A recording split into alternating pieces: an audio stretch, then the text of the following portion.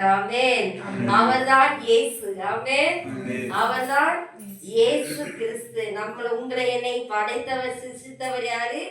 ஆண்டவராகிய இயேசு கிறிஸ்து. ஆமென்.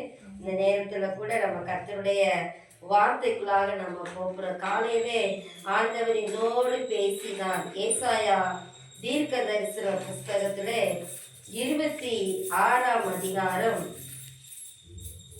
3வது வசனத்தை எடுத்தவங்க சத்தமா நிறுத்தி படிக்கலாம்.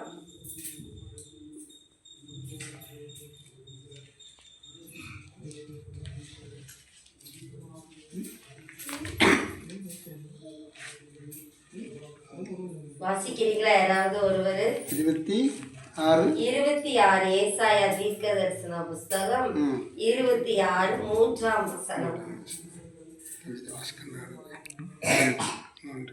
3-4 கண்ணா காணிச்சோம். உம்மை உறுதியாய் பற்றி கொண்ட மனதுடையவன் உண்மையே நம்பியிருக்கிறபடியால் நீர் அவனை பூரண சமாதானத்துடன் காத்து கொள்வீர். கர்த்தரை என்றென்றைக்கும் நம்புங்கள். கர்த்தராகிய யெகோவா நித்திய கன்மலையாயிருக்கிறார். ஹல்லேலூயா. எவ்வளவு அருமையான ஒரு வசனம் பாருங்க.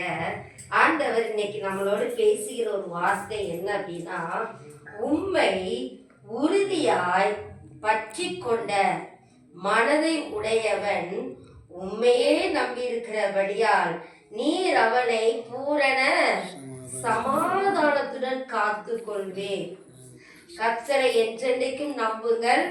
கர்த்தராகி யெகோவா நித்திய கன்மலையாய் இருக்கிறார். நித்திய கன்மலையாய் இருக்கிறார். இந்த வசனம் சொல்கிறது, அவனை பூரண சமாதானத்துடன் காத்து கொள்வீர். நமக்கு எல்லாருக்கும் தேவை, வாழ்க்கையில என்ன தேவை? சமாதானம். வியாதியில ஒரு சமாதானம் வேணும், சரியாகணும். நம்மளுக்கு நிறைய பிரச்சனைகள் இருக்கிறது, நிறைய போராட்டங்கள் நம்ம கடந்து போய் கொண்டு இருக்கோம் இல்லையா? ஆனா நமக்கு என்ன இல்லை? இந்த பிரச்சனைனாலும் போராட்டத்தினாலும் நமக்கு என்ன இல்லை? சமாதானம் இல்லை. ஆண்டவராய் இயேசு கிறிஸ்து இந்த உலகத்துக்கு வரும்போது முதலாவது சொன்ன வார்த்தை என்ன? சமாதானம் உண்டாவதாக. என்னுடைய சமாதானத்தை உங்களுக்கு என்ன செய்யறேன்? வைத்து போகிறேன் என்று சொல்லி. அப்போ கர்த்தர் என்ன விரும்புறாரு? நம்ம சமாதானத்தோடு இந்த உலகத்துல வாழ்வதற்காகத்தான். வியாதியோட அல்ல, வறுமையோட அல்ல, பிரச்சனையோட அல்ல, போராட்டத்தோடு அல்ல, சமாதானத்தோடு வாழ்வதற்கு. அப்ப ஏங்க எங்க வாழ்க்கையில பிரச்சனை வருது, போராட்டம் வருது, ஏன் இந்த வியாதி வருது அப்படின்னு நீங்க கேள்வி கேட்கலாம். இந்த பிரச்சனை போராட்டமும் கொண்டு வருகிறது 2 காரியங்கள். ஒன்று நம்மளால, 2வது பிசாசினால. ஆமென். ஒண்ணு நம்முடைய சுபாவத்தினால வருகிற காரியம் நிமித்தமா பிரச்சனை வரும். 2வது பிசாசு யோபு எப்படி சோதித்தானோ அதே போல நம்ம வாழ்க்கையில பிசாசு என்ன செய்வான்? சோதனைய கொண்டு வருவான். அது வியாதியா இருக்கலாம், வறுமையா இருக்கலாம், பிரிவினைகளா இருக்கலாம், பிரச்சனையா இருக்கலாம், யாரும் தீர்க்க முடியாத ஒரு விஷயமாக கூட இருக்கலாம், சொத்து பிரச்சனையா இருக்கலாம், வாக்குவாதங்களா இருக்கலாம். எதுவா இருந்தாலும் சத்துருவாளன் கொண்டுகிற ஒரு விஷயமா இருக்கிறது. ஏன்னா யோபுடைய வாழ்க்கையில பிசாசு என்ன செய்தான்? எல்லாவற்றையும் பிள்ளைகளை கூட மறிக்க வைத்தான். யோபுடைய பிள்ளைகள் மரித்து போனார்கள். யோபுடைய ஒட்டகம் அழிந்தது. அவனுடைய பிசினஸ், அது ஆடு மாடு கழுத ஒட்டகம், இதெல்லாம் அவன் பண்ற பிசினஸ், வியாபாரம். அதை வளர்த்து அதை என்ன செய்கிறது? அதை விற்பனை பண்ணுகிற ஒரு அந்த பிசினஸ் எல்லாவற்றையும் லாஸ் ஆக்குனதை நம்ம பார்க்கிறோம். எல்லாமே தொலைந்து விட்டது. எல்லாமே அவனுடைய வாழ்க்கையில ஃபெயிலியர். கட்டின மனைவியின் நிமித்தமா ஃபெயிலியர். பிள்ளைகளும் இறந்து விட்டார்கள். எல்லாரும் கைவிடப்பட்ட ஒரு சூழ்நிலையில தான் யோபு தள்ளப்பட்டார். அப்போ இன்னைக்கு நம்ம வாழ்க்கையில இருக்கிற சமாதானத்தை கெடுக்கிறது யாரு? நமக்கு விரோதமா எழுப்புகிற சைத்தான், சாத்தான் சொல்லலாம், சத்துருன்னு சொல்லலாம். அவன் தான் ஒரு மனுஷன் சந்தோஷமாவே இருக்க விட மாட்டான். யாரையாவது கொண்டு என்ன செய்வான்? பிரச்சனைய உருவாக்குவான். ஈவன் நம்ம பிள்ளை கூட இருக்கும். நம்ம புருஷன் அதான் உன் வீட்டாரே உனக்கு சத்துருன்னு எழுதி வச்சுட்டாராங்க. உன் வீட்டாரே உனக்கு சத்துரு. வெளியில யாரும் கிடையாதுங்க, நம்ம வீட்டாட்கள் தான். நம்ம மூலமாவே சில நேரம் என்ன செய்யும்? சத்துருவா பிசாசு கிரியை செய்யும். நம்மளை கொண்டுதாங்க கிரியை செய்வான். அதை நன்றாக உங்க வாழ்க்கையில என்ன செய்ய வேண்டும்?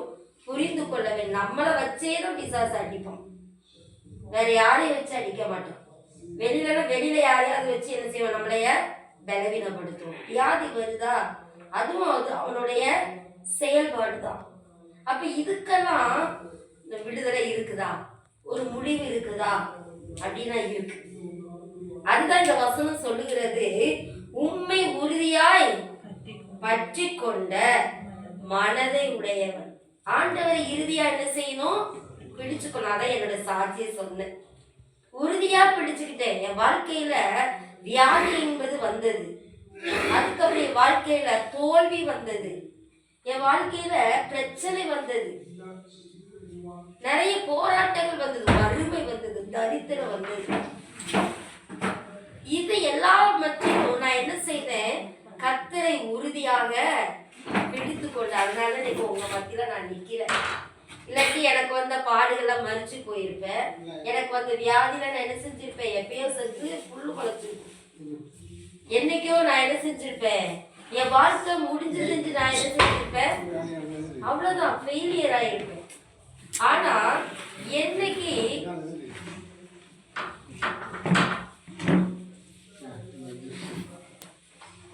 என் வாழ்க்கையில என்னைக்கு உறுதியாய் ஆண்டவரை பிடித்து கொண்டனோ, பற்றி கொண்டனோ, அன்னிலிருந்து என் வாழ்க்கையை கர்த்தர் பொறுப்படுத்திக் கொண்டார். நம்ம வாழ்க்கையை கர்த்தரிடத்துல நம்ம ஒப்பு கொடுத்துடணுங்க. நம்ம இஷ்டத்துக்கு வாழ்வதற்கு கர்த்தர் நமக்கு வாழ்க்கையை கொடுக்கல, நம்ம குடும்பத்தை கொடுக்கல. எப்படி வேணாலும் பேசலாம், எப்படி வேணாலும் வாழலாம், எப்படி வேணாலும் இவங்களை சமாளிச்சு இது பண்ணிடலாம். நோ, எல்லாத்துக்குமே ஒரு கணக்கு நம்ம என்ன செய்யணும்? ஒப்புவிக்கணும். நேற்றைய தினத்துல நாங்க சாயங்காலத்துல அந்த வேற ஒரு வார்த்தை கொடுத்து கர்த்தர் அந்த வார்த்தையை பேச வைத்தார். எல்லாத்துக்குமே நம்ம என்ன செய்யணும்? கணக்கு ஒப்புவிக்க வேண்டும்.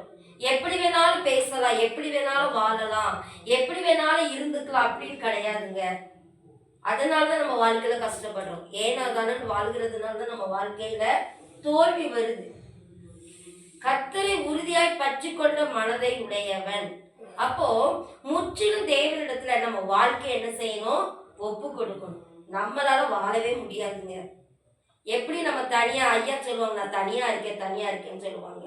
அது அவங்களுக்கு தான் அந்த வழி தெரியும். அப்போ ஒரு துணை இருந்தா நல்லா இருக்கும், சப்போர்ட்டா இருக்கும். அதுதாங்க. அதே போலதான் ஆண்டவர் இல்லாத ஒரு வாழ்க்கை நம்மளால வாழ முடியாது. என்னாலலாம் அது கணிச்சு பார்க்கவே முடியாது. எப்படி ஒரு மனிதன் தனிமையா இருக்கிறது ரொம்ப கஷ்டமோ, அதனாலதான் ஆண்டவர் ஏற்ற துணையை ஏவால கொடுத்தாரு. சட்டை போட்டாலும் என்ன பண்ணாலும் ஏற்ற துணை நமக்கு அதுதான் ஏற்ற துணை. நம்ம நினைச்சுக்கிறோம் நமக்கு சாதகமா பேசுற மனைவி, நமக்கு சாதகமா பேசுற புருஷன் அப்படின்னு நம்ம நினைக்கிறோம். அப்படி கிடையாது. இவனுக்கு இவளை கொடுத்தாதான், இவளுக்கு இவனை கொடுத்தாதான் செட் ஆகும் அவருக்கு தெரியும். எதிர்மறையாத்தான் இருக்குங்க. எதிர்மறையான சிந்தனை உடையவர்களை தான் கர்த்தர் இணைப்பாரு. அவங்கள வச்சுதான் நம்ம வாழ்க்கையை என்ன செய்யணும்? நடத்தணும். அப்ப நம்ம வாழ்க்கைய முழுசு கர்த்தரிடத்துல கொடுக்க வேண்டும். அப்போதுதான் நம்மள எப்படி நடத்த வேண்டும் வழிய கர்த்தரே நம்மளை நடத்துவார். அல்லேலூயா. வசனம் சொல்லுது, கர்த்தர் உங்களை நித்தமும் நடத்துவார். மகா வறட்சியான காலத்திலும் கூட அவர் நம்மளை திருப்தியாக்குவார் என்று வசனம் சொல்லுது. நித்தமும் நடத்துவாருங்க. அப்ப நித்தமும் நம்ம நடத்தப்படணும்னா நம்ம வாழ்க்கைய கர்த்தரிடத்துல ஒப்பு கொடுத்துட வேண்டும். முற்றிலும் சரண்டர், ஒரு அர்ப்பணிக்கப்பட்ட வாழ்க்கை இருக்கணும். கடவுளோடு நடந்து பழகுற ஒரு வாழ்க்கை இருக்கணும். இன்னைக்கு நிறைய டிஃபரெண்ட் வச்சிருக்கோம். கடவுள் அங்க போய் தான் தொழுகணும், இங்க போய் தான் தொழுகணும். அவருக்கு நமக்கு நம்ம பாவிங்கிறத வச்சு நம்ம என்ன செஞ்சிடும்? நம்மளே முடிவு பண்ணி தள்ளி வச்சிடணும். இல்ல அவர் எப்பவும் நம்ம கூட என்ன செய்யறாரு? வாசம் பண்ணுகிறார். அவர் உங்களுக்குள்ளே உலாவி உங்கள் தேவனாக இருக்கிறார். அவர் நமக்குள்ளதாங்க இருக்கிறாரு. நம்ம சரியான விதத்துல நம்ம என்ன செய்ய வேண்டும்? அந்த தேவனை தேடி நேசித்து நம்ம என்ன செய்யணும்? அவருடைய வழி நடத்துறதுக்குள்ள நம்ம காணப்பட வேண்டும். அப்பதான் நம்ம வாழ்க்கை ஜெயமாக மாறும். நம்ம எல்லா சூழ்நிலையிலும் கர்த்தர் நம்மோடு இருக்கிறாருங்கிற ஒரு உணர்வு நமக்கு இருக்க வேண்டும். அப்பொழுதுதான் அந்த உலகத்துல நம்மளுக்கு எத்தனை பிரச்சனைகள் வந்தாலும், போராட்டம் வந்தாலும், வியாதி வந்தாலும் நம்ம என்ன செய்ய முடியும்? இந்த உலகத்துல வாழ முடியும். இல்லைன்னு முடியாது. எப்படி ஒரு துணை நமக்கு தேவைப்படுதோ அதே போல நம்மளை படைத்த தேவன் நம்ம துணையாக நம்ம என்ன செய்யணும்? வைத்துக் கொள்ள வேண்டும். நான் எப்ப சில நேரம் என்னால ஜெபிக்க முடியலன்னு அந்த பைபிள் எடுத்து முத்தம் கொடுத்துட்டே இருப்பேன். ஏன்னா எனக்கு பலவீனம், ரொம்ப பலவீனம், ரொம்ப முடியல. ஆனா ஜெபிக்க முடியல. ஆனா என்ன செய்வேன்? எசப்பா என்னால முடியல, நீங்க தான் எனக்கு என்ன செய்யணும்? பலம் தர சொல்லி அந்த பைபிள் எடுத்து இப்படி முத்தம் கொடுத்துட்டே இருப்பேன். அது எதுக்கு வருது? அவரை மேல நம்ம ரொம்ப நேசிக்கிறோம். நம்ம வாழ்க்கையே அவருதான் அப்படின்னு ஒப்பு கொடுத்ததுக்குனால நம்ம அப்படி ஒரு காரியத்தை நம்ம செய்யறோம். அவரை நேசிக்கிறோம். அப்ப ஆண்டவர் எனக்கு உடனே சுகம் தந்துடுவாரு. ஆமா, எந்த காரியத்தை குறிச்சு ரொம்ப அழுகிறனோ அதுல கண்டிப்பா ஆண்டவர் எனக்கு நிறைய நீதி நியாயங்களை செய்து இருக்கிறார். என்னுடைய பலவீனங்களை மாற்றி இருக்கிறார். எனக்கு நிறைய காரியத்துல விடுதலை கொடுத்து இருக்கிறார். காரணம், அவரை உறுதியாய் பற்றி கொண்டபடி. எந்த சூழ்நிலை விடக்கூடாதுங்க. மாமிசம் ஒண்ணு இருந்து, சதன் ஒண்ணு இருந்துச்சுன்னா கண்டிப்பா நமக்கு என்ன இருக்கும்? பலவீனம் இருக்கும். ஆனா அந்த பலவீனத்தை நம்ம மேற்கொண்டு போகணும் அப்படின்னா நம்ம கர்த்தரை துணையாக வைத்துக் கொள்ள வேண்டும். நம்ம வாழ்க்கையை தேவனுக்கு முற்றிலுமாக ஒப்பு கொடுக்க வேண்டும். அதுக்காக இந்த வியாதியோடு இருக்கிறது கிடையாது. இந்த வியாதி நமக்கு நிரந்தரம் கிடையாது. இதுல 10% ஒரு 20% கூடி வந்திருக்கீங்கன்னா 15% வியாதியோட தான் இருக்கீங்க. அப்போ இந்த வியாதி நமக்கு என்ன இல்லை? நிரந்தரம் கிடையாது. நிரந்தரமா வச்சுக்காதீங்க. அதுக்கு வியாதி சுகமாக்குற தேவன் நம்ம கூட இருக்கிறார். அவரே நம்ம நல்ல பரிகாரியான கர்த்தர். அவர் பரிகாரி. நமக்காக சிலுவையில பலியா இருக்கிறாரு. அவர் ரத்தத்தை நமக்கு தந்திருக்கிறாரு. அதனால உங்க வியாதி நேரத்துல நீங்க என்ன செய்யணும்? ஆண்டவர்கிட்ட அறிக்கை செய்ய வேண்டும். ஆண்டவர்கிட்ட நீங்க அறிக்கை செய்து கொண்டே இருக்க வேண்டும். சொல்லிட்டே இருக்கணும். ஏசப்பா, எனக்கு இந்த வியாதி தாங்க முடியல, இந்த பிரச்சனையை தாங்க முடியல, இதை மாற்ற ஒருவரால தான் முடியும். கத்தி வைக்கிறதுக்கு முன்னாடி நீங்க என்ன செஞ்சிடணும்? ஜெபம் பண்ணிடணும். உங்க சரீரத்துல கத்தி படக்கூடாது. எனக்கு டெலிவரின்ஸ் ஆகி 2வது குழந்தை டெலிவரின்ஸ் ஆனோன்னு எங்க வீட்டுக்கார்ட்ட நான் சொன்னேன். எங்க வீட்டுக்காரர் சொன்னாரு, எல்லாரும் குடும்ப கட்டுப்பாடு பண்ண சொன்னாங்க. நான் எங்க வீட்டுக்காரர் நீ பண்ணவே வேண்டாம்னு சொல்லிட்டாரு. உன் சரீரத்துல கத்தி படக்கூடாது. அவர் என்னை ரொம்ப நேசிக்கிறதுனால கத்தி படக்கூடாது, வேண்டாம், நம்ம இருந்துக்கலாம், ஒன்றும் பிரச்சனை இல்லை. இன்ன வரைக்கும் கர்த்தர் என்ன செய்யறாரு? எங்களை நடத்தி வருகிறார். அப்போ அந்த ஜெபம் அவர் மனசுக்குள்ள ஒரு சின்ன ஜெபம். நான் என்ன சொல்றேன்னா, சின்ன ஜெபமானாலும் சரி, பெரிய ஜெபமானாலும் சரி, நம்ம ஜெபத்துக்கு பதில் உண்டு, பலன் உண்டு. அதைத்தான் நான் உங்களுக்கு சொல்றேன். கத்தி பண்ணுவதற்கு முன்பாக நம்மளுடைய ஜெப விசுவாசம் உள்ள ஜெபத்தை நம்ம ஏறெடுக்க வேண்டும். அதுக்கு உபவாசம் இருக்கலாம், இல்ல தேவ சமூகத்துல உட்கார்ந்து ஜெபிக்க முடியல, ஒண்ணுமே தெரியாத உங்களுக்கு அழுதுகிட்டே இருங்க. அழுகைக்கு அவ்வளோ பவர்ஃபுல் இருக்குங்க. ஒரு குழந்தை அழுதுச்சுன்னா நம்ம என்ன செய்யறோம்? அடம் பிடிச்சா, இப்ப ஜெஃப்ரின் அடம் பிடிச்சா அவங்க அம்மா என்ன செய்யற? 2 அடி கொடுத்து பாப்பா. கேட்கலன்னா என்ன செய்வா? சரி, அவன் தொந்தரவு பண்ணாம இருக்கிறதுக்காச்சும் எதையாவது வாங்கி கொடுத்துருவோம், அமைதிப்படுத்துவோம். அப்போ உலக பிரமாண ஒரு தாய்க்கு அதை செய்யணும்னு தோணும் போது, ஏன் நம்ம பரம தகப்ப நமக்கு செய்ய மாட்டாரா? கண்டிப்பா செய்வார். அதனாலதான் சொல்ற, கத்தி படுவதற்கு முன்பாக, மாத்திரையே எடுத்து கொண்டு இருப்பதற்கு முன்பாகவே தேவ சமூகத்துல நம்ம என்ன செஞ்சிடணும்? உட்கார்ந்து அழுதுணும்.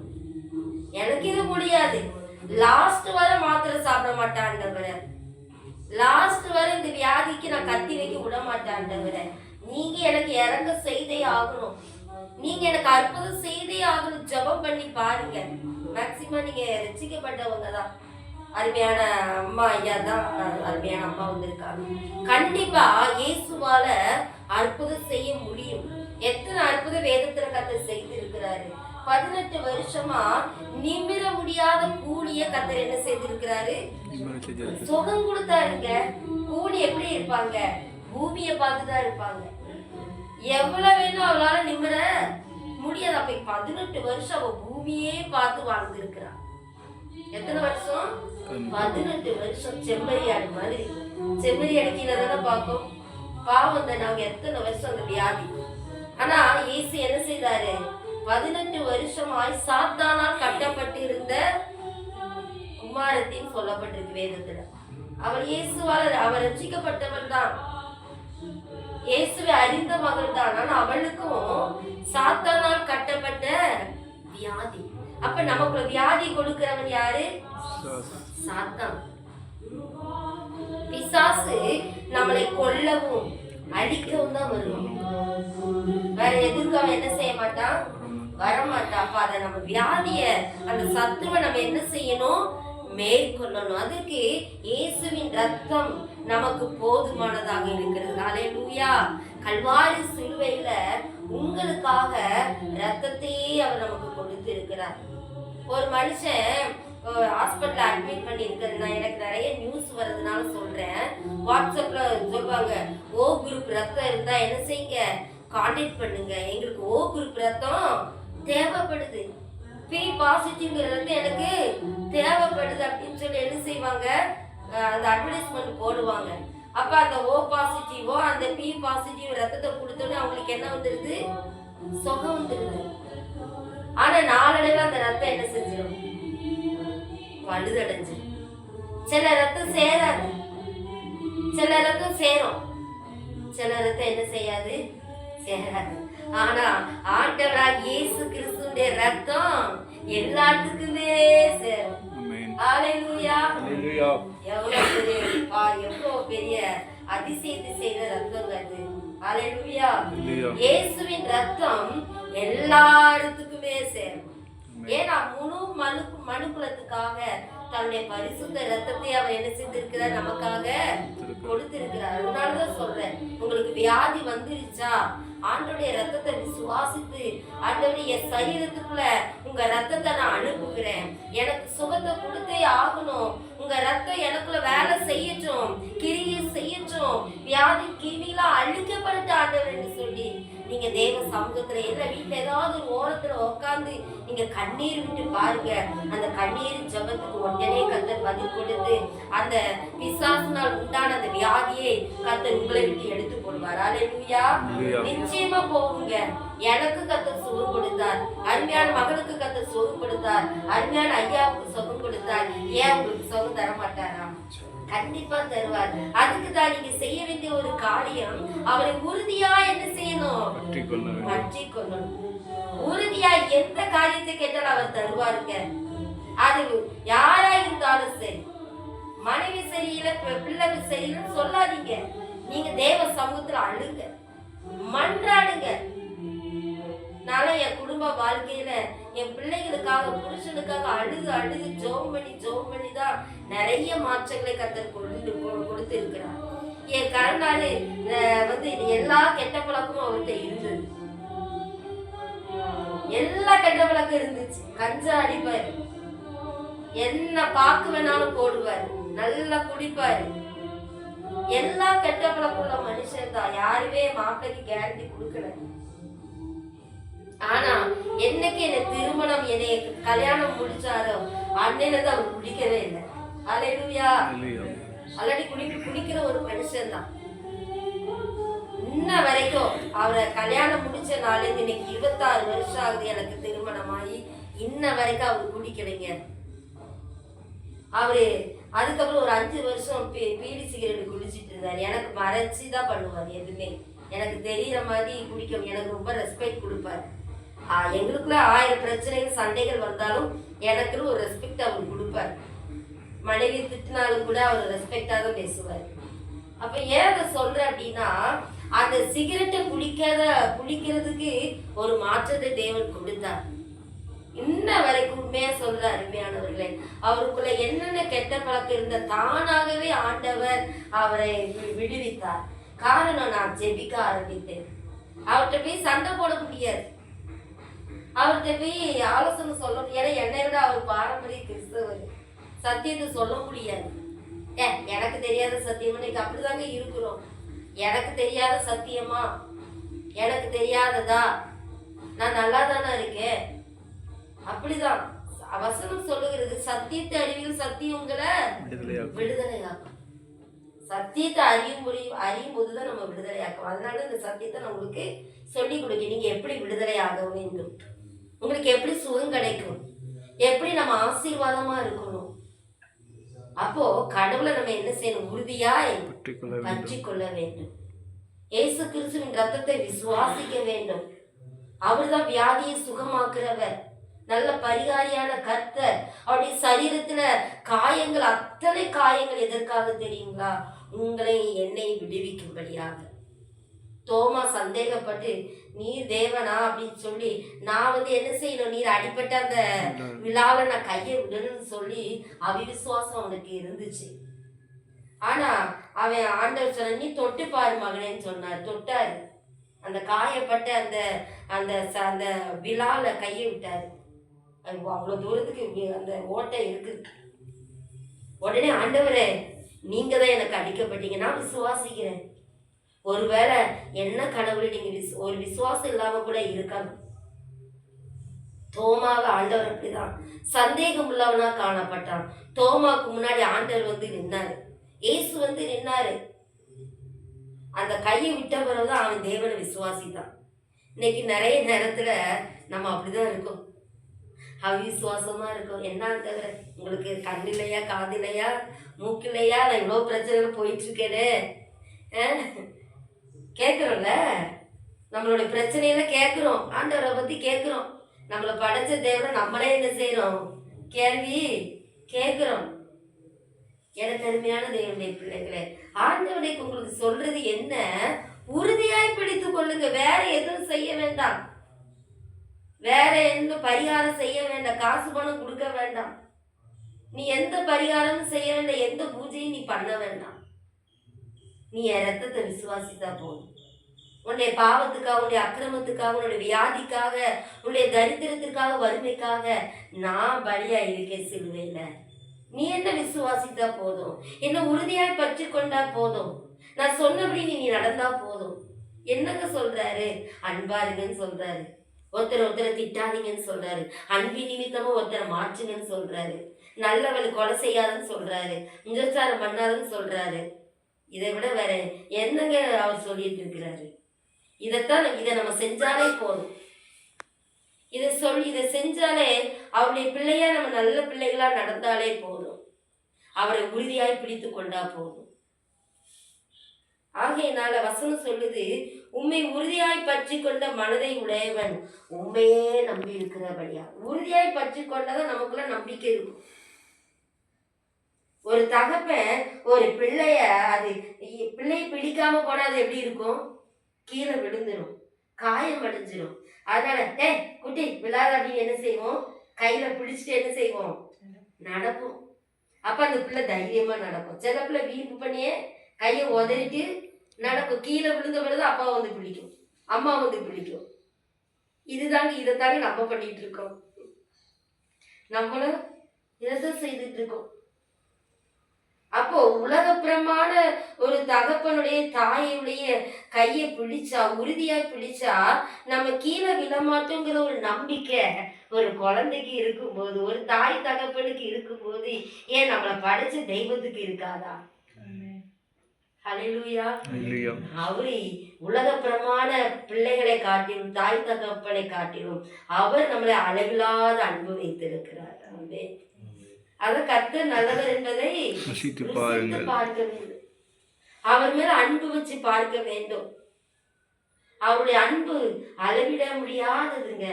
நான் சொல்றதெல்லாம் நீங்க செஞ்சு மட்டும் பாருங்க. ஆண்டவர் இன்னைக்கு உங்க மத்தியில சொல்ற காரியத்தை மட்டும் நீங்க பிடிச்சு செஞ்சு பாருங்க.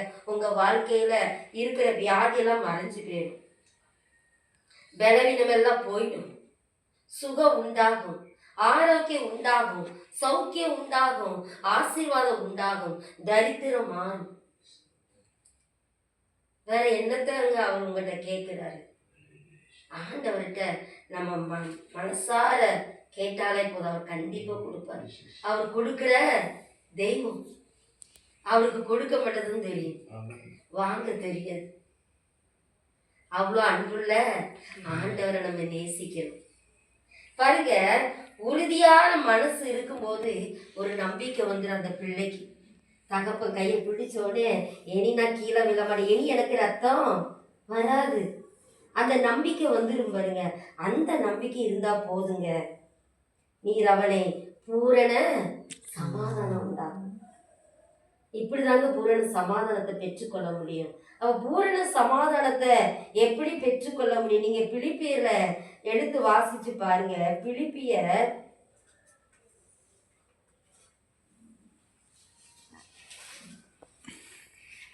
எதனால நமக்கு பூரண சமாதானத்துல நிலைச்சிருக்க முடியல, அந்த காரியத்தை நான் உங்களோடு பகிர்ந்து கொள்ள ஆசைப்படுகிறேன்.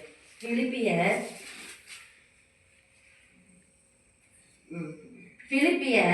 4ஆம் அதிகாரம் 6வது வசனத்தை வாசிக்கலாம். 6வது 7வது வசனம்.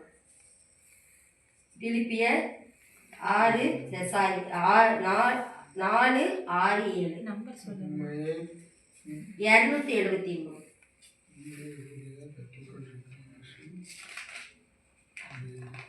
நீங்கள் ஒன்றுக்கும் கவலைப்படாமல் எல்லாவற்றையும் குறித்து உங்கள் விண்ணப்பங்களை ஸ்தோத்திரத்தோட கூடிய ஜெபத்தினாலும் வேண்டுதலினாலும் தேவனுக்கு தெரியப்படுத்துங்கள்.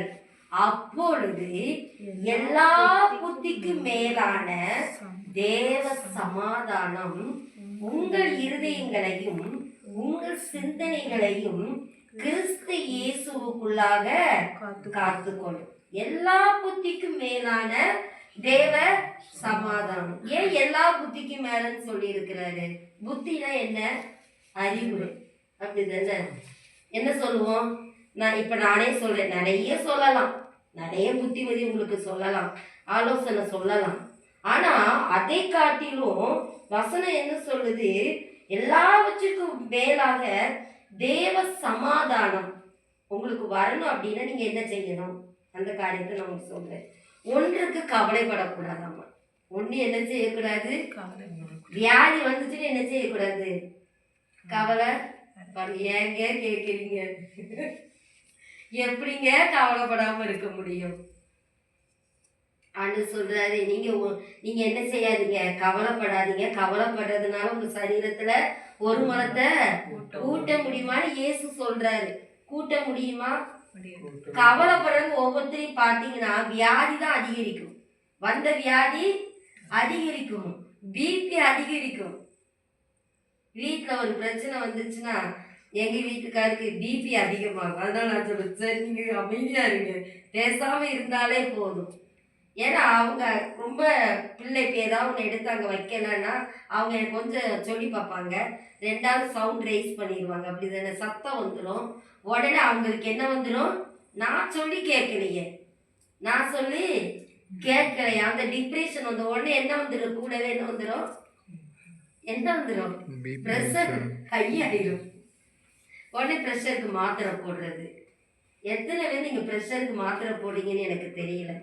மன அழுத்தம் உண்டாகும். ரெண்டாவது ரத்தம் ப்ரெஷர் ஜாஸ்தி கொடுக்கும். அதனால கடைசி வரை என்ன சாப்பிடுறது? மாத்திரை சாப்பிடுறது. அப்போ நம்ம மன அமைதியை நம்ம கண்ட்ரோல் பண்ணணும், கட்டுப்படுத்தணும். கோபத்தை நம்ம என்ன செய்யணும்? கட்டுப்படுத்தணும். வைராக்கி இருக்கக்கூடாது, பொறாமை இருக்கக்கூடாது. பொறாமை எலும்புரிக்குன்னு சொல்லப்பட்டிருக்குது. ஒருத்தர் மேல பொறாமைப்படுறோம்னா அது நம்ம எலும்பை உருக்குன்னு சொல்லப்பட்டிருக்குது. ஒருத்தர் மேல எரிச்சல் படுறோம்னா நம்மளுடைய ரத்தம் என்ன செய்யுமா? ரொம்ப ப்ரெஷர் கொடுக்குமா.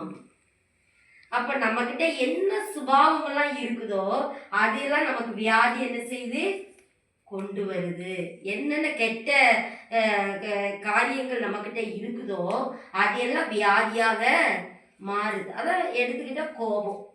கோபப்படுறதுனாலயோ நமக்கு ஒன்றும் நடக்க போறதில்ல. வசனம் சொல்லுது, கோபம் நிர்மூலனை கொல்லும். அவங்களே அவங்க கொன்றும். ரொம்ப கோபப்படக்கூடாது, ரொம்ப எரிச்சல் படக்கூடாது. தெய்வத்தினுடைய அன்பு நமக்குள்ள என்ன செய்யணும்? இருக்கணும். அப்ப இதுல வசனம் என்ன சொல்லுது? கவலைப்படக்கூடாது. கவலைப்பட்டீங்கன்னா நீங்க ஆட்டோமேட்டிக்கா உங்களுக்கு பலவீனம் வந்துடும். இன்க்ரீஸ் ஆகும், அதிகமாகுமே தவிர குறையாது. எது நடந்தாலும் நடக்கட்டுங்க, ஆண்டவருக்கு சித்தம் இல்லாம எதுவும் நமக்கு நடக்காது அப்படின்னு சொல்லி விட்டுருணுங்க. அதை குறிச்சு கவலைப்பட்டுட்டே இருந்து இருந்து இருந்து இருந்து எச்சா ஒரு வியாதி வந்து, எச்சா ஒரு பலவீனம் வந்து நம்ம என்ன செய்யும்? அதிகப்படுத்திட்டே இருக்கும். இன்னும் கவலை அதிகமாக செய்யும், குறையாது. அதனால இது ஒரு காரியம். ஒண்ணு என்ன செய்யக்கூடாது? கவலை படக்கூடாது. ரெண்டாவது, ஸ்தோத்திரம் பண்ணணும். நம்மளுக்கு என்னென்ன காரியங்கள் இருக்கிறது, அதான் நான் சொன்ன பார்த்தீங்களா? உட்காந்து நீங்க அழுங்க. இந்த வியாதி எனக்கு வரக்கூடாது, இந்த வியாதி எனக்கு வரவே கூடாது, என் மேல கத்தி படக்கூடாது. எனக்கு நீங்க கண்டிப்பா எனக்கு என்ன செய்யுங்க? அற்புதத்தை செய்யுங்க. இந்த சரீரத்தை நீங்க தானே படைச்சிங்க, இந்த கிட்னியை நீங்க தானே உருவாக்குனீங்க, இந்த லங்ஸ் நீங்க தானே உருவாக்குனீங்க. உங்க ரத்தம் இன்னைக்கு வந்து சுகமாக்குன்னு வேதத்துல சொல்லப்பட்டிருக்கு. இயேசுவின் ரத்தம் சகல பாவங்களையும் நீக்கி நம்மளை சுத்திகரிக்கும் என்று சொல்லி இருக்குது. ஆண்டவர், எனக்கு என் சரீரத்துல பாவத்து நிமித்தமா சத்துருவான் நிமித்தமா வந்திருக்கிற பலவீனத்தை எனக்கு மாற்றுங்க ஆண்டவர் என்று சொல்லி அந்த ரத்தத்தை விசுவாசித்து நீங்க கேட்டு பாருங்க. எவ்வளவுக்குள்ள நீங்க அழுகிறீங்களோ அழுங்க, ஆண்டவருக்கு சுகத்தை தருவார். அல்லேலூயா. எந்த ஹார்ட் பிரச்சனைனாலும் மாறி போயிருங்க, எப்பேற்பட்ட காலி நீர் வடிஞ்சாலும் மாறி போயிருங்க.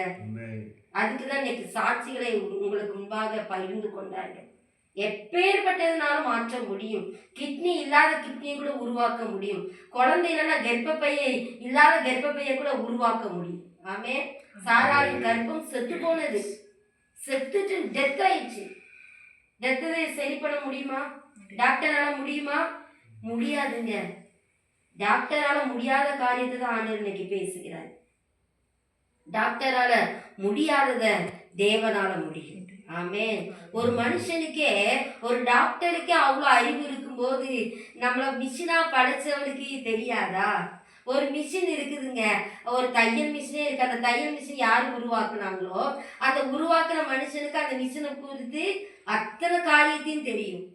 அப்போ ஆண்டவர் இயேசு கிறிஸ்து இந்த உலகத்துல நம்மளை படைச்சிருக்கிறாரு. நம்மளை படைச்சவருக்கு தான் தெரியும் இவங்க எங்க அட்டாக் பண்ண இவளுக்கு எங்க சரியாகும், எங்க டச் பண்ணா அவனுக்கு என்ன சரியாகுங்கிறது அவருக்கு தெரியுங்க. அந்த மிஷினை படைச்சவனுக்கு தான் தெரியும். அதே போல நம்மளை படைச்ச தெய்வத்துக்கு தான் தெரியும், அவருக்கு சுகமாக்க முடியும். அப்ப என் மகன் இதை கொஞ்சம் சரிப்படுத்திட்டானா இது அவளுக்கு சுகம் உண்டாயிரும், ஆசீர்வாதம் உண்டாயிரும். எவ்வளவோ சம்பாரிச்சு பொத்தலான பையில போகலாம், எவ்வளவோ சம்பாரிச்சு அது ஆசீர்வாதத்துக்கு கடனுக்கே போகலாம், வட்டிக்கே போகலாம். ஆனா நீங்க அதை ஜெபம் பண்ணி பாருங்க. ஆண்டவரே, நான் கஷ்டப்பட்டு சம்பாதிச்சிருக்கிறேன்ப்பா, இந்த பணம் ஆஸ்பத்திரிக்கு போகுது, மாத்திரைக்கு போகுது, கவர்மெண்ட்டுக்கு போகுது, அதை நீங்க எனக்கு ஆசீர்வச்சு தாங்கல அப்படி நீங்க ஒப்பு கொடுத்து பாருங்க, அர்ப்பணிச்சு பாருங்க. உங்க சம்பாத்தியம் டாக்டர்கிட்ட போகாது. அல்லேலூயா, அல்லேலூயா. உண்மையா சொல்றேங்க, எங்களுடைய குடும்ப வாழ்க்கையில இத்தனை வருஷமும் டாக்டர்கிட்ட போகாத அளவுக்கு ஆண்டவர் எங்களுக்கு நல்ல சுகத்தை கொடுத்திருக்கிறார். அல்லேலூயா. ஆண்டவருக்கு நான் ரொம்ப நன்றி செலுத்துறேன், ரொம்ப ஆண்டவருக்கு நான் கடமைப்பட்டிருக்கேன். அதனாலதான் எனக்கு பைபிள் எடுத்துட்டு ஏசு நல்லவர் என்று சொல்லிட்டு இருக்கேன். காரணம் என்ன தெரியுமா? அவர் என்ன சுகமா வச்சிருக்கிறாரு. பலனா வச்சு சளி காய்ச்சலா அது அப்பப்போ வர்றது தாங்க, அதெல்லாம் ஒரு பெரிய விஷயம் இல்லை.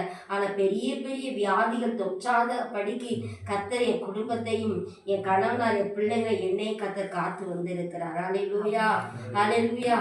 ஏனென்றால் நான் கர்த்தரை உறுதியாய் பிடித்து கொண்டதுனால, கர்த்தர் மேல நம்பிக்கை வச்சதுனால, அவருடைய ரத்தத்தை நான் இன்னைக்கு விசுவாசிக்கிறதுனாலதான்.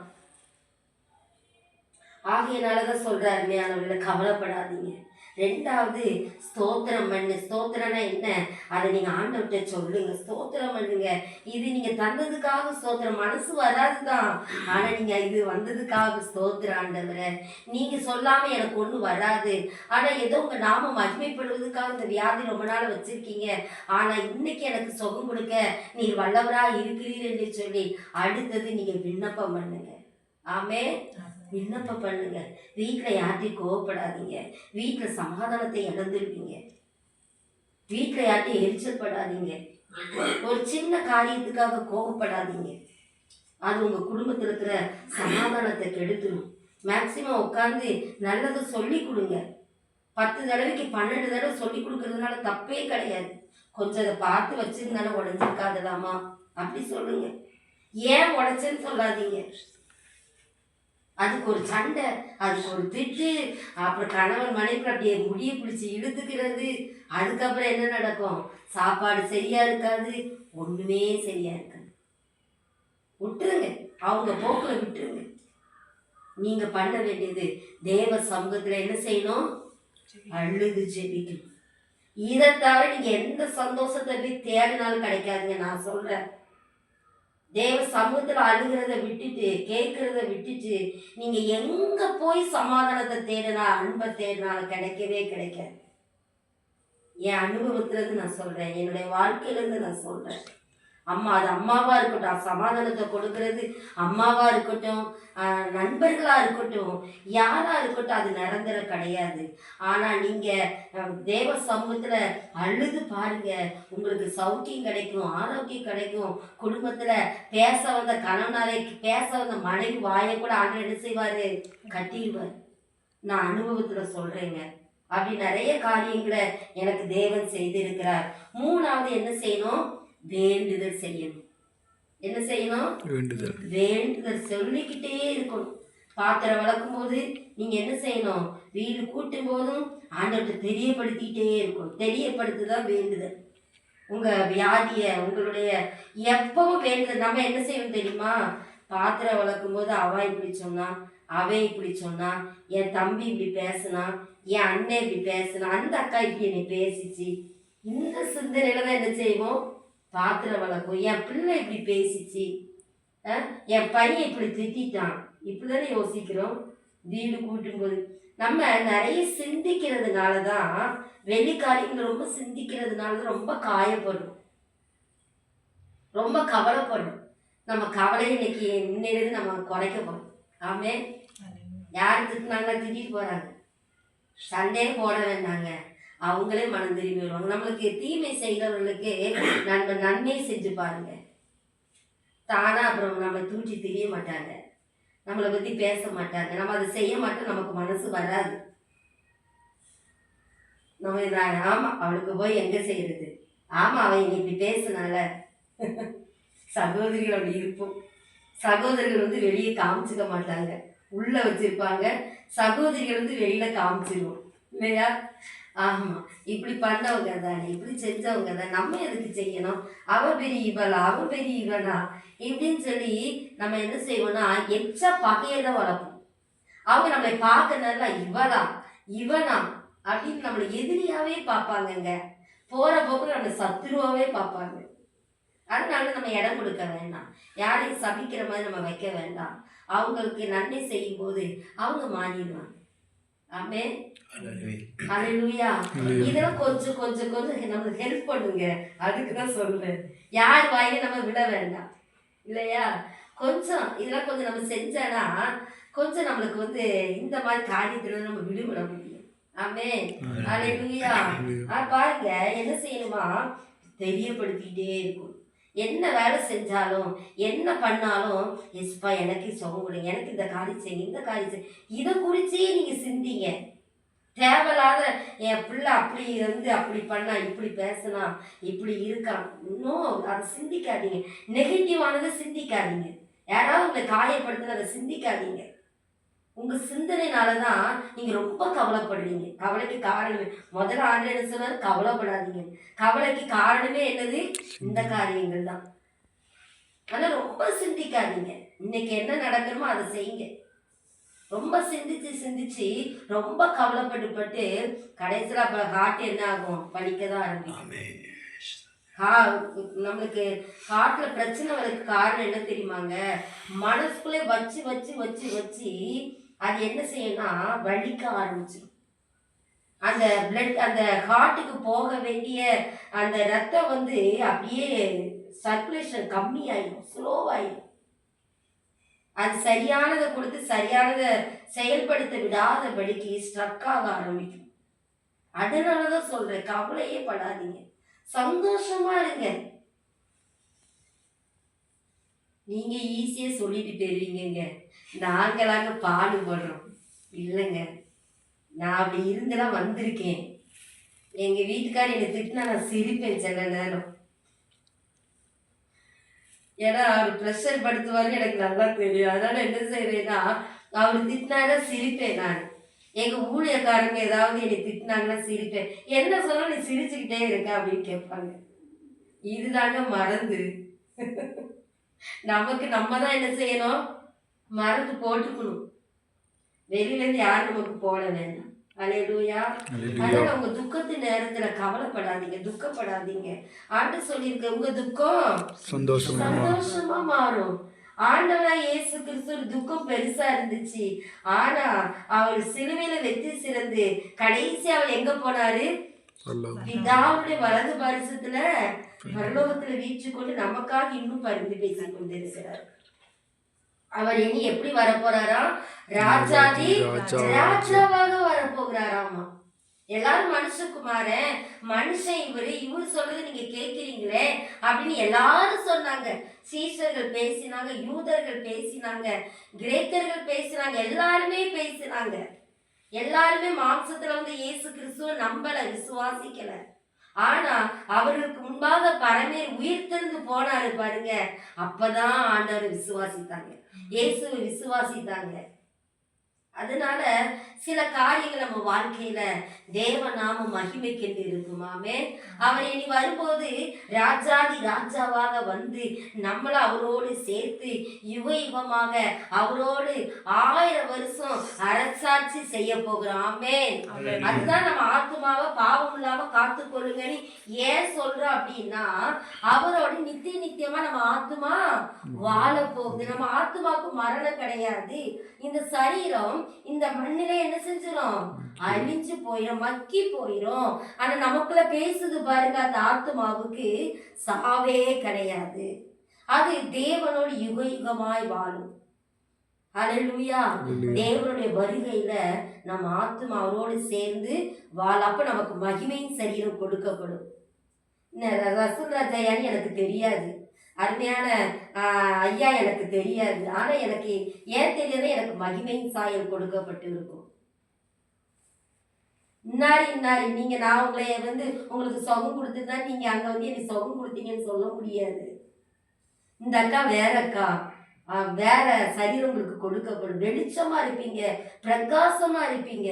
அதனாலதான் கிறிஸ்தவத்துல என்ன சொல்லுவோம்னா, பாவம் செய்யாதீங்க, தப்பு பண்ணாதீங்க, ஒழுங்கா வாழுங்க, அப்பதான் உங்களுக்கு என்ன கிடைக்கும், நித்திய ஜீவன் கிடைக்கும். ஒரு பரலோகம் இருக்கு, சொர்க்கம் இருக்குது, நரக வாழ்க்கை கிடையாது, பரலோக வாழ்க்கை கர்த்தர் உங்களுக்கு கொடுக்குறாரு. அதனால நீங்க பரிசுத்தமா வாழுங்க.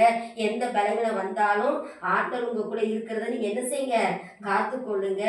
நீதிக்கு புறம்பா அநீதி செய்யக்கூடிய காரியங்கள்லாம் நமக்கு வரும். அதனால நீங்க நீதியில அநீதியை செஞ்சிடாதீங்க, நீதியா வாழ்ந்து காமிங்க. உங்களுக்கு கஷ்டம் வரதான் செய்யும், பாடு வரதான் செய்யும், ஆனா அது மட்டும் நீங்க என்ன செய்யுங்க, நீதிய பின்பற்றி எனக்கேற்ற பரிசுத்தமுள்ள வாழ்க்கை வாழுங்க. நான் உங்களுக்கு என்ன கொடுக்க போறேன், மகிமையின் சாயலை கொடுத்து 1000 வருடம் அவரோடு நம்ம என்ன செய்ய போறோம், அரசாள போறோம். ஆமென். அல்லேலூயா. இதுதாங்க ஷார்ட் அண்ட் ஸ்வீட்டா கிறிஸ்தவ வாழ்க்கை. இதுக்காக தான் கிறிஸ்தவர்கள் இந்த உலகத்துல என்ன செய்யறோம், பாடுபடும். புரிந்து கொள்ளவங்க ஏற்றுக்கொள்ளுவாங்க, புரியாதவங்க அதை ட்ரை பண்ணி பார்ப்பாங்க. அல்லேலூயா. அதனாலதான் சொல்றேன், நீங்க என்ன செய்யணுமா, எப்பவும் உங்க சிந்தனையில வேண்டுதல் செய்ய. நம்மளை நினைக்கிறதுக்கே நிறைய விஷயம் இருக்கு, எதுக்கு அடுத்தவங்களை நம்மளை நினைக்கணும். நம்ம குடும்பத்துல நிறைய பாடுகள் இருக்குது, நிறைய பிரச்சனை இருக்கு, அதை சொல்லி ஸ்தோத்திரம் பண்ணுங்க, வேண்டுதல் பண்ணுங்க. எப்பெல்லாம் நீங்க என்னெல்லாம் வேலை செய்துட்டு இருக்கீங்களோ அப்பெல்லாம் அதுக்காக ஜெபம் பண்ணுங்க, ஏசப்பாவுக்கு தெரியப்படுத்துங்க. எதுக்கு மற்றவங்க அதை செஞ்சுட்டாங்க இதை செஞ்சுட்டான்னு யோசிச்சுட்டு இருக்கணும்? எல்லாம் கர்த்தர் பார்த்துக்குவார். அவரால் எல்லாமே கூடும். அதனால என்ன செய்யணுமா? வேண்டுதல் செய்து தேவனுக்கு தெரியப்படுத்தி கொண்டே இருக்கணுமா? தேவன் சொல்லிக்கிட்டே இருக்கு. அவருக்கு நம்மள தெரியும் தான். ஆனா ஆண்டவர் நம்மகிட்ட எதிர்பார்க்கிறார். என் மகன் என்கிட்ட சொல்லிட்டே இருக்கணும், என் மகன் என்கிட்ட சொல்லிட்டே இருக்கணும். தேவனுக்கு தெரியப்பட அவருக்கு தெரியாதா என்ன? நமக்கு வியாதி இருக்குது அவருக்கு தெரியும் தானே, எல்லாமே தெரியும். ஆனா என் மகன் என்கிட்ட சொல்லணும் அவர் எதிர்பார்க்கிறாரு. வெளியே எந்த காரியத்தை குறித்து சிந்திக்க கூடாது. அதற்காக அவர் என்ன சொல்றாரு? இத தெரியப்படுத்திக்கிட்டே, இதை குறித்து சிந்திச்சுட்டே செயல்படுத்திட்டே, இதை குறித்து சொல்லிக்கிட்டே, வேற எந்த சிந்தையும் வேண்டாம். அதனாலதான் ஆண்டவர் சொல்லுகிறார், தெரியப்படுத்துங்களா. அப்பொழுது எல்லா ஆலோசனைக்கு, எல்லா அறிவுக்கும், எல்லா புத்திக்கும் மேல தேவ சமாதானம் உங்களுக்குள்ள காணப்படும் என்று சொல்லி. அல்லேலூயா. இதுதாங்க பரிபூர்ண சமாதானம். பூரண சமாதானத்துடன் அவனை காக்கிறார் அப்படின்னு சொல்லப்பட்டிருக்கு. பூரண சமாதானம் நமக்கு எப்படி கிடைக்கும்னா, இப்ப நான் சொன்ன பாருங்க, கவலைப்படக்கூடாது. ஏசப்பாட சொல்லணும். ஷார்ட் அண்ட் ஸ்வீட் தான். கவலைப்படக்கூடாது. ஏசப்பாட்ட சொல்லிட்டே இருக்கணும். அப்படி நாமத்தை உயர்த்திட்டே இருக்கணும். அவ்வளோதான், வேற ஒன்றுமே கிடையாதுங்க. தேவ சமாதானங்கள் இருதயங்களையும் உங்கள் சிந்தனைகளையும் கிறிஸ்து இயேசுவுக்குள்ளாக காத்து கொள்ள வேண்டும். நம்ம சிந்தனைய ஆண்டவருக்குள்ள கொண்டு வரணுங்கிறதுக்காக தான் அவர் தெரியப்படுத்திட்டே இருங்கிறார். ஒரு பிள்ளைகிட்ட நம்ம சொல்லிக்கிட்டே இருக்கோம், டெய்லி சொல்றோம் இல்லையா? 15 வயசு வரைய, வாலிப வயசு வரை நம்ம பிள்ளைகளுக்கு சொல்லிகிட்டே இருக்கும் இல்லையா? ஒரே காரியத்தை சொல்கிறோம். என்ன சொல்கிறோம்? ஏய் அதை செய்யாதடா, டே அதை செய்யாதடா, டே இப்படி பேசாதடா, டே சேட்டை பண்ணாதடா, டே அம்மா அப்பாவை எடுத்து பேசாதடா, சொல்கிறோமா இல்லையா? இன்ன வரைக்கும் நம்ம பிள்ளைகளுக்கு கற்றுக் கொடுக்குறோம் இல்லையா? அதே போலதாங்க நம்ம பிள்ளைக்கு தெரியப்படுத்திக்கிட்டே இருக்கோம். இது செஞ்சா தவறு, இது செய்யாத, இது செஞ்சா இது கெடுதலான காரியம், இது போகாத. எப்படி நம்ம சொல்லி கொடுத்துட்டே இருக்கிறோமோ ஆண்டவர் நமக்கு சொல்லி கொடுத்துட்டே இருப்பாரு. நாம இப்படி தெரியப்படுத்திக்கிட்டே இருக்க வேண்டும். அல்லேலூயா. சில பிள்ளைங்க சொல்றதை கேட்டிருக்கீங்க, ஆமா சும்மா சொல்லாதீங்கம்மா, எப்ப பார்த்தாலும் இதே சொல்லிக்கிட்டு இருக்கீங்க, எனக்கு தெரியும். ஆனா தெரிஞ்சாலும் நம்ம என்ன செய்யறோம்? ஞாபகப்படுத்துறோம். அது அவங்களுக்கு என்ன வருது? கோபம் வருது. சும்மா சும்மா எதையாவது சொல்லிட்டே இருக்கீங்க, உங்களுக்கு தான் அறிவு இருக்கா, எங்களுக்கு அறிவு இல்லையா? அப்படின்னா என்ன செய்யறாங்க? பிள்ளைங்க கேட்குறாங்க. ஆனாலும் நம்ம பிள்ளைங்க விழுந்துடக்கூடாதுன்னு சொல்லி நம்ம என்ன செய்யறோம்? சொல்லிக்கிட்டே இருக்கும். அதே போலதான் எனக்கு அருமையான தேவனுடைய பிள்ளைகளே, ஆண்டவர்கிட்ட உங்க காரியத்தை தெரியப்படுத்திக்கிட்டே இருங்க. ஏன்னா உங்க சிந்தை வேற பக்கம் போகக்கூடாது. ஆமே, தெய்வத்தின் சிந்தனைக்குள்ள இருக்குன்னு தான் ஆண்டவர் என்ன செய்யறாரு? தெரியப்படுத்திட்டே இருங்க. கவலைப்படாத மகளே, கவலைப்படாத. உன் துக்கம் சந்தோஷமா மாறும். ஒரு வார்த்தையை கொடுப்பாரு. நிறைய நேரம் நான் கவலைப்படும் போது ஆண்டவர் என்ன சொல்லுவார் தெரியுமா? இப்படிதான் ஒரு வார்த்தையை கொடுப்பாரு. அந்த பிரச்சனைக்கு சொல்யூஷன் கொடுக்க மாட்டாரு. அந்த பிரச்சனைக்கு சொல்யூஷன் ஏற்ற நேரம் வரும்போதும் கொடுப்பாரு. அது தட்டி என்ன செய்வாருன்னா, இதை நீ செய், இது நீ இப்படி போ அப்படின்னு சொல்லி கொடுப்பாரு. தைரியமாரின்னு சொல்லுவார், பயப்படாதுன்னு சொல்லுவார், கலங்காதுன்னு சொல்லுவார். உடனே ஒரு வசனத்தை கொடுப்பாரு. உடனே அதை பிடிச்சிட்டு அப்படியே இருந்துடு, சரியாயிடு. இப்படிதான் நம்ம கிறிஸ்தவ வாழ்க்கையிலையும் சரி, ஆண்டவரை பிடித்து கொள்றது இப்படி நம்ம பிடித்து கொள்ளும் போது கண்டிப்பா நம்ம எல்லா அற்புதத்தை பெற முடியும். ஆமே, அல்லேலூயா. தேவ சமாதானம் உங்களுக்குள்ள எப்பவும் நிலைத்து இருக்கும். அதனால எந்த ஒரு காரியத்தை குறித்து நீங்க என்ன செய்யாதீங்க? கவலைப்படாதீங்க. வியாதி வந்துட்டா ஸ்தோத்திரம் பண்ணி தேவ சமூகத்துல அழுங்க. தரித்திரம் வந்துருச்சா, இந்த சொத்து விஷயம் முடியலையா, இந்த கோர்ட்டு கேஸ் முடியலையா, அவங்ககிட்ட போய் யுத்தம் பண்ணாதீங்க. நீங்க என்ன செய்யுங்க? தேவ சமூகத்துல ஜெபம் பண்ணிட்டே இருங்க. எப்பவும் ஜெபம் பண்ணிட்டே இருங்க. ஒரு அம்மா, ஒரு சிஸ்டர் சொன்னாங்க, அவங்க பையனுக்கு கல்யாணம் முடிச்சு வச்சாங்க. எனக்கு ரொம்ப நாள் ஆண்டவர் அவங்கள குறித்து வெளிப்படுத்திட்டே இருந்தாரு. அப்போ அவங்க கல்யாணத்துக்குலாம் நான் போயிருந்தேன். அதுக்கப்புறம் அவங்க நாளடைவில் பார்த்தீங்கன்னா அவங்க பிரிஞ்சு காணப்பட்டாங்க. அந்த பிரியிற நேரத்தில் தான் ஆண்டவர் என்னோட பேசினாரு, நீ அவங்க குடும்பத்தில் போய் பேசு அப்படின்னு சொல்லி.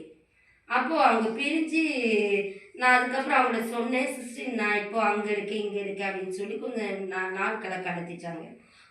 ஒரு மாதம் 2 மாதம் போனது. போன மாதம் நான் கால் பண்ணி உங்கள் பையன் எப்படி இருக்கா, உங்கள் மருமக எப்படி இருக்கா அப்படின்னு சொல்லும்போது தான் என்கிட்ட அந்த காரியத்தை சொன்னாங்க. இந்த மாதிரி சில பிரச்சனைனால பிள்ளைங்க 2 ஒரு பிரிஞ்சு இருக்காங்க அப்படின்னு. அப்போ எனக்கு ரொம்ப வேதனையாக ஆயிடுச்சு. அப்போ அந்த பிரிவினை அந்த அந்த காரியம் வருவதற்கு முன்பாக கர்த்தர் என்ன செய்யறாரு, வெளிப்படுத்துறாரு. அப்ப நம்ம என்ன செய்யணும், கண்டிப்பா அந்த அந்த காரியத்துக்கு ஒரு டக்குன்னு ஒரு பதில் கிடைக்கிறதுக்கு ஒரு காரியத்துக்காக கர்த்தர் ஏவி இருக்கிறார். நம்ம அதை மறந்துடும், அதை அறிய மாட்டேங்கிறோம். அதனாலதான் சொல்றேன், எந்த ஒரு பிரச்சனை வருவதற்கு முன்பாக வந்துச்சுனாலும் சரி, நீங்க என்ன செய்யுங்க, தேவ சமூகத்துல காத்துருங்க, ஜோம் பண்ணுங்க. வேற ஒண்ணுமே இல்லைங்க, ரொம்ப பெரிய விஷயம் இல்லை. ஒரு காரியத்தை குறித்து கேட்டுட்டே இருங்க, வியாதி மறையிட்ட, வியாதி மறை சொல்லிக்கிட்டே இருங்க, தப்பே கிடையாது. ஒரு பிள்ளைக்கு நம்ம எப்படி சொல்லிகிட்டே இருக்கிறோமோ அதே போல் நீங்கள் எசப்பாத்த சொல்லிகிட்டே இருங்க, ஆண்டவர் செய்வார். ஆண்டவரால் கூடாத காரியம் ஒன்றுமே இல்லை. சூமனை கையை உடையவனுக்கு சொஸ்தம் கொடுத்தாரு, குஷ்டரோகியை சொஸ்தமாக்குனாரு, குஷ்டரோகி கூட சொஸ்தமாக்குனா. அவனை குஷ்டரோகி நடந்து போகும்போது அதுலேருந்து சதை, அந்த சீவு, நீர் எல்லாம் வடியும். அதே சுகப்படுத்தின ஆண்டவர் ஏன் இதெல்லாம் உங்களுக்கு சுகப்படுத்த முடியாதா என்ன? மஞ்சள் காமால ஒரு வியாதி இல்லை சிஸ்டர், வியாதி இல்லையா? ஆண்டவர் இன்னைக்கு உங்களுக்கு சுகம் கொடுக்க போறாராமே. நீங்க நம்பிக்கை இருந்தா மட்டும் போதும், வேற எதுவுமே தேவை கிடையாது. எனக்கு இன்னைக்கு ஒரு சுகத்தை தாங்க ஆண்டவர், உங்க ரத்தம் என்னை சுகமாக்கு நீங்க சொன்னீங்கன்னா நான் அதை விசுவாசிக்கிறேன். நான் நம்பிக்கையா இருக்கேன். எனக்கு நீங்க சுகத்தை கொடுத்துருங்க. என் பிள்ளைங்க, நான் சம்பாதிக்கிற பணம் டாக்டர்கிட்ட போகக்கூடாது ஆண்டவர், நான் விசுவாசிக்கிறேன், நான் நம்புற ஆண்டவர் மட்டும் நீங்க சொன்னா போதும், எப்பேற்பட்ட விஷயத்தினாலும் கர்த்தர் உடைப்பார். ஆமென். நம்ம கண்களை மூடி செவிக்க போறோம். எல்லாரும்